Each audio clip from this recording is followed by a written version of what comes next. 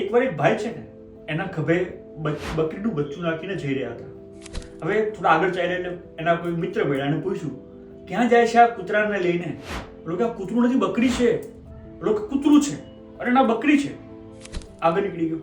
બીજો ફ્રેન્ડ મળ્યો, ક્યાં જાય છે આ કૂતરાને લઈને? અરે બકરી છે, બકરી. આગળ ગયો. ત્રીજો ફ્રેન્ડ મળ્યો, ક્યાં જાય છે આ કૂતરાને લઈને?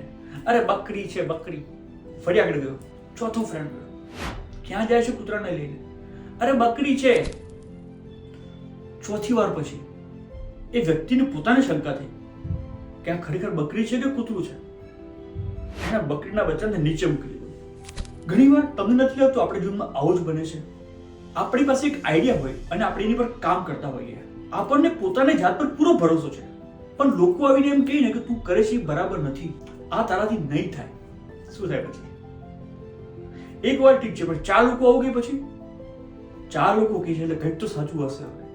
પ્રોબ્લેમ એ છે કે રિપીટેડલી એકની એક વાત કોઈ તમને રિપીટેડલી કહે ને એટલે તમે સાચી માનવા લાગો છો, અને ત્યાંથી શરૂઆત થાય છે સેલ્ફ ડાઉટની. હું જે કરું છું બરાબર છે કે નહીં? તમે લોકોના અભિપ્રાયને એટલું મહત્વ આપો છો, તમે પોતાના સપનાઓ અને મહત્વકાંક્ષાઓને ભૂલીને વચમાં જ છોડી દો છો.